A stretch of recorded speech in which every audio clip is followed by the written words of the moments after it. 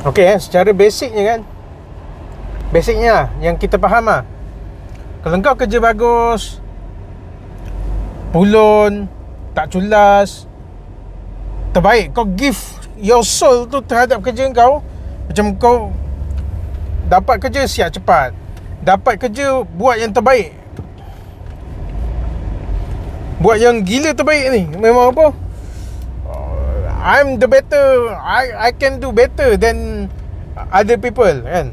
Memang bagi yang kau punya, bagi yang 100% jiwa punya dekat that kerja tu kan. Kalau kau bekerja lah, lepas tu yang kita faham lah kan, kalau kita dah buat macam itu kan,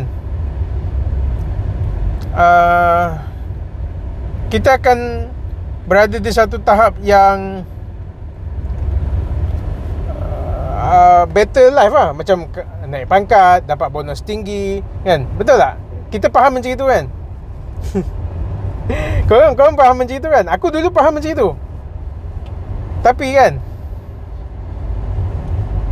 nak cerita lah ni, ada orang yang aku kenal, experience. Korang kalau tak percaya, tak payah dengar. Tapi ini pengalaman lah kan. Bagi jiwa. Ada je yang beberapa orang aku kenal, bagi jiwa dalam kerja, ujung-ujung yang naik pangkat kita tengok, dia yang naik pangkat, nama orang lain yang diangkat. Macam kita macam kita macam itu lah. Dunia ni memang macam itu guys kan. Kadang-kadang engkau punya karya dalam pekerjaan tu kena guna dengan orang lain. Ni hati-hati lah kepada yang baru masuk kan. Kalau kau dah rasa macam apa, macam ada benda yang tak kena tu, better kau counter awal-awal sebelum jiwa kau rosak. Ni terus terang cakap lah, dunia pekerjaan dia tak macam itu. Kita bagi terbaik. Ada yang kau bagi terbaik, kau dapat terbaik, itu Alhamdulillah lah. Ada benda tu, ada. Tapi ada yang tak ada. Ni aku cerita lah, ada yang tak ada kan? Ni bukan cerita aku lah, cerita orang lain juga. Memang ada beberapa kes memang macam ni. Bagi yang terbaik, gaji gitu-gitu je kan. Ada lagi sedih kan, gaji kalau setahun tu tak sampai pun 100 naiknya, kenaikan company yang betul-betul dia gunakan kau je lah kan. Tapi bila kau nak berhenti kan, kau dapat offer letter daripada company lain ya, time tu dia nak naikkan gaji kau. Ini cerita-cerita basic lah dalam pekerjaan. Korang kena pandai. Ni bukan cerita, ini politik tempat kerja. Korang kena pandai jaga diri korang supaya emosi kau terjagalah, supaya korang ni tak sakit jiwa lah. Tak apa, bekerja ya betul, bekerja kena ikhlas. Tapi bila kita tengok yang naik pangkat tu apa, tiba-tiba, bukan cerita naik pangkat lah, tiba-tiba naik gaji macam apa, ada banyak kes lah. Tiba-tiba dia ni yang naik. Dia ni gaji, bonus besar.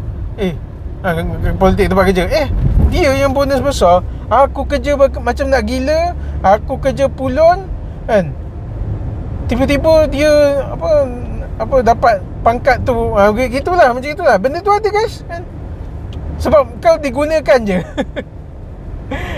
Bila tengok, kita kenal lah tempat kerja kita kenal lah siapa yang on form apa semua kan. Tapi tiba-tiba yang naik adalah Ni reality guys. Korang jangan cakap benda ni tak ada lah. Dan ramai yang kena macam ni guys. Bukan aku cerita ni kan, bukannya so bila ramai yang kena ni, dia akan jadi demotivated kau kan. Gila punya demotivated lah. Macam apa, lepas tu yalah, yang mana kalau swasta tu senang lah, jam kan, jam lah ke ada company. Ni nasihat aku juga. Kalau swasta yang korang nothing tulus pun kan, kalau duduk KL lah, terutamanya kan, kau jangan takut lah nak jam-jam kerja ni kan. Ada orang cakap jam-jam tak bagus. Ada pro and cons lah. Ada orang cakap jam-jam tak bagus, kena setia pada satu company, lama-lama naik. Tapi kalau untuk kes yang macam ni, kes yang company nak untung je, dia gunakan kau, gaji pun naik setahun tak sampai 100 kan. Baik jam je lah kan. Kadang-kadang kau nak jam tu, nanti dia company bagi offer letter kan, counter offer kan. Katakanlah kau gaji 1,500, tak apa, tak naik-naik 1,500 katakanlah ni contoh 1,500. Lepas tu ada company tiba-tiba 108 offer kan.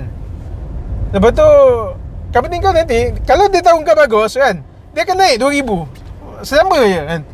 Stay tapi stay pun bagus lah. Stay yang dah naik gaji 500 bagus lah kan. At least kau tahu tempat kerja kau, environment tu kena bijak lah dalam apa, dalam membuat pertimbangan. Janganlah terus tak, aku dah geram dengan company. Tak, kita profesional. Dalam bekerja kena profesional, kena bijak ya. Belum tentu kau apa, belum tentu company baru kau tu bagus, tantan lagi teruk kan. Memang gaji 2,000, tantan dia henyak kau sampai kau lembek habis. Pun tak guna juga kan. Ada orang dia dah gaji selamat, rasa dia selesa, dia tak ada nak jam-jam lagi dah kan. Itulah, kau gaji dah selesa, gaji dah 8k kan, katakanlah kan, dah selesa. Tiba-tiba nak gaji ada yang tawar 10k, kau pergilah company jam. Ni cerita lah. Lepas tu kau dah rasa macam teruk kerja kat sini kan. So baik kau 8k tapi kau dah selesa, kau dah biasa.